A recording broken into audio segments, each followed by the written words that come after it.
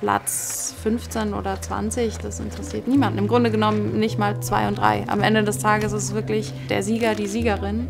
Das kann nur einer sein. Am allergrößten ist immer diese Angst und das ist immer dieser Blick ins Aus. Ich kann heute nicht das abliefern, was die Leute von mir erwarten. Das ist, glaube ich, das Prägende bei mir, was ich gerne ein bisschen besser in den Griff bekommen wollen würde, weil im Grunde genommen geht es ja nicht um die anderen, sondern um mich. Ich habe mit dem Laufen angefangen, ich glaube, es war immer schon so eine Selbstfindung zu mir. Ich brauche einfach am Tag diese Zeit für mich, wo ich wirklich ich sein darf und wo ich mich nicht verstellen muss. Und früher hatte ich schon extrem damit zu kämpfen, mir die Frage zu beantworten, wer bin ich eigentlich? Das Thema Vergleich ist da ein ganz großes im Sport. Und was ich immer versuche vor einem Rennen nicht zu tun, ist halt wirklich zu gucken, wer ist am Start und wer ist alles da und wer läuft mit, sondern darum geht es ja nicht. Es geht, und das sagt mir mein Coach auch immer wieder, schau auf dich. Du machst dein Rennen und dann am Ende wirst du sehen, wo du landest. Entweder wirst du Erste oder Fünfte oder Zehnte, aber das haben nicht die anderen zu bestimmen, sondern das entscheidest du oder das bestimmst du. Und es ist nicht nur im Wettkampf so, dass ich zu arg ins Außen schaue. Das passiert im Leben allgemein manchmal. Und ich glaube, das ist sogar diese Unsicherheit, die ich damals hatte, als ich mit dem Laufen begonnen habe. Immer dieses, boah, ich kann die Rolle nach außen jetzt gerade nicht spielen. Ich ziehe mich zu mir zurück und laufe.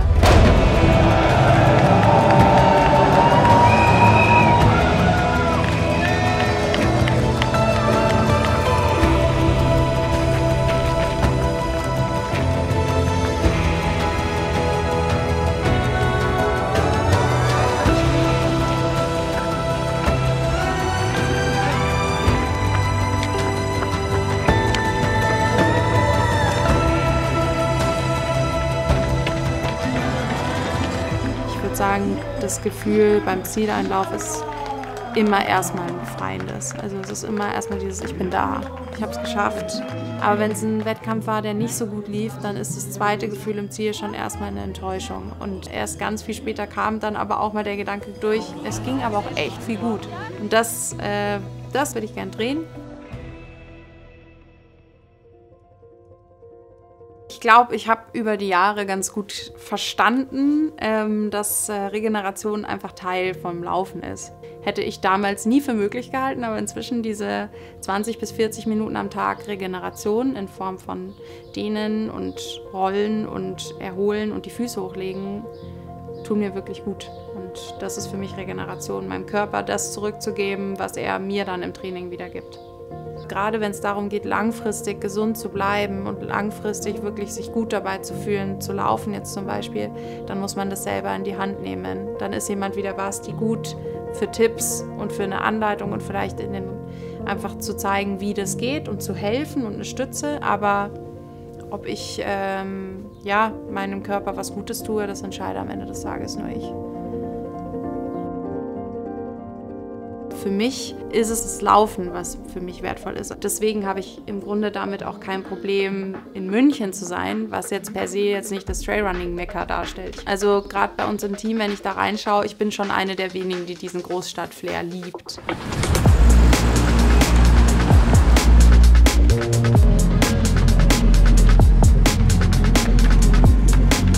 Ganz viele verstehen das bis heute nicht, dass ich in München wohne. Ich werde da schon auch manchmal sogar aufgezogen. Aber für mich ist das einfach total wichtig. Das ist vielleicht auch, weil ich nicht nur Trailrunning machen möchte, jeden Tag, Tag ein, Tag aus. Ich glaube, meine Mission ist eine andere. Ich möchte eine Stimme sein, auf die man hört. Und ich glaube, da hilft mir der Sport sehr dabei. Und wenn ich dann später einen Schritt raus aus dem professionellen Laufen mache, hin zum Schreiben und damit mit meinen Worten was erreichen kann, dann wäre das perfekt.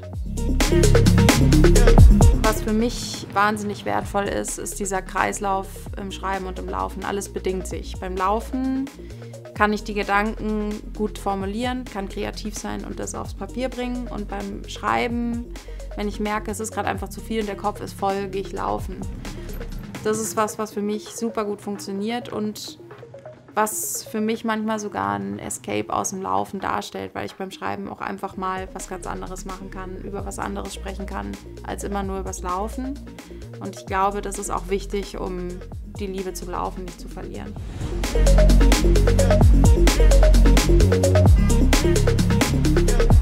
So schön das auch immer ist, daheim zu sein, was mich dann als erstes in der Natur oder in den Bergen empfängt, ist halt Stille.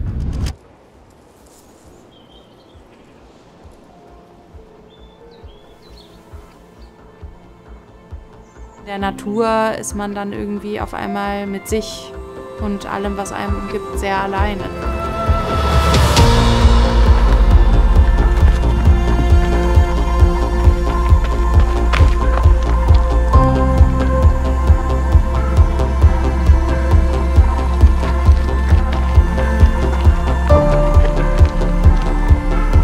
Berge sind für mich einfach ein Ort, wo ich mich gleichzeitig wahnsinnig klein und unbedeutend fühle, aber auch gleichzeitig wahnsinnig empfangen und irgendwie auch willkommen. Es ist einfach was sehr Großes, wo wir Teil sein dürfen davon, aber wo es einfach vielleicht auch nicht mal nur um uns geht, sondern es geht um das große Ganze und das mag ich an den Bergen sehr gern. Es ist einfach ein Ort, wo man kurz innehalten kann und die Gewalt der Natur sehr wahrnehmen kann.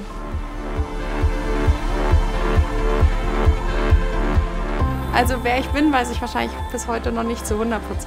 Aber ich würde sagen, ich weiß zumindest heute ein bisschen mehr, dass ich auf jeden Fall jemand sein kann, auf den ich stolz bin. Das war früher nicht der Fall. Und dass ich in meinem Leben was erreichen will, was mich zufrieden stimmt. Und ich glaube, dass das Laufen mir dabei hilft, das zu schaffen. Für mich ist Laufen einfach wirklich ein Gefühl der Freiheit, aber auch ein bisschen einfach von Selbstvertrauen. Ich fühle mich da am Ende dann wirklich stark und bei mir. Und um das geht es am Ende. Um dieses Gefühl, einfach in dem Moment genau das zu tun, was mir gut tut. Mit mir, allein.